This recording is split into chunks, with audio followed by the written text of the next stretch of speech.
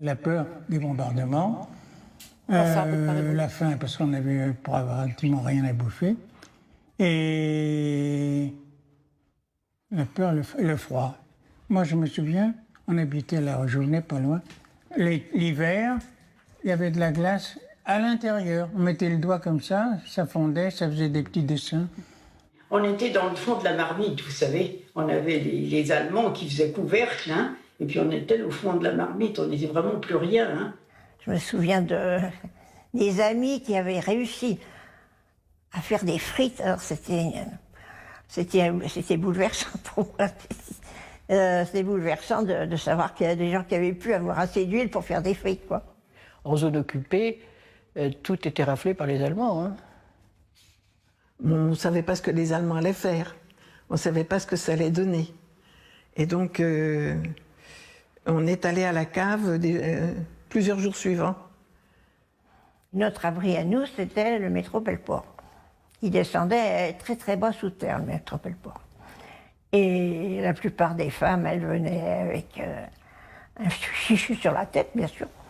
Et ma mère, elle mettait son chapeau d'ailleurs, un chapeau qui avait une plume, et ça faisait rire tout le monde, quoi. Parce que non, on avait donc chacun notre masque à gaz.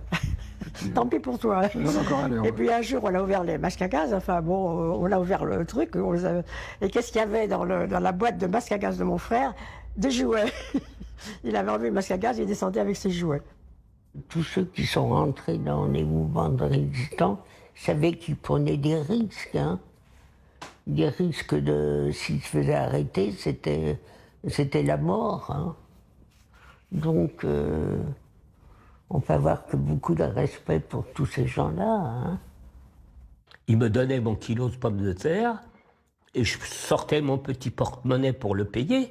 Il me disait, mais qu'est-ce que tu fais, toi? Tu m'as déjà payé.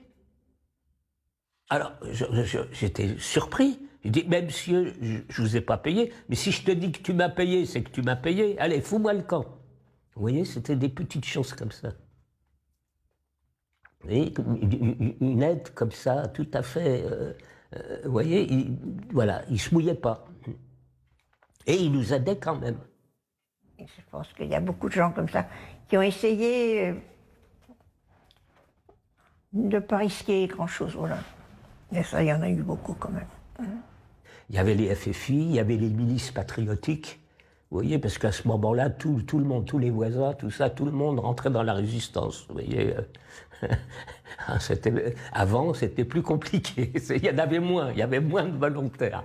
Et ils nous ont dit, ben voilà, il faut venir nous aider, parce que nous construisons une barricade au carrefour Belleville. Alors les gamins, ça a été la joie, hein. Vous vous rendez compte? Vous savez, on avait l'impression qu'on reprenait une tradition historique qui s'était illustrée pendant le 19e siècle et avec la Commune.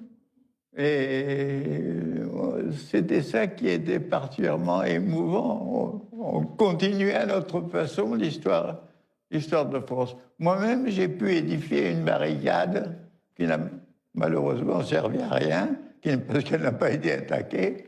Mais on a construit avec tous les débris possibles, une belle barricade. Et donc, c'était quelque chose qui avait sa poésie extraordinaire.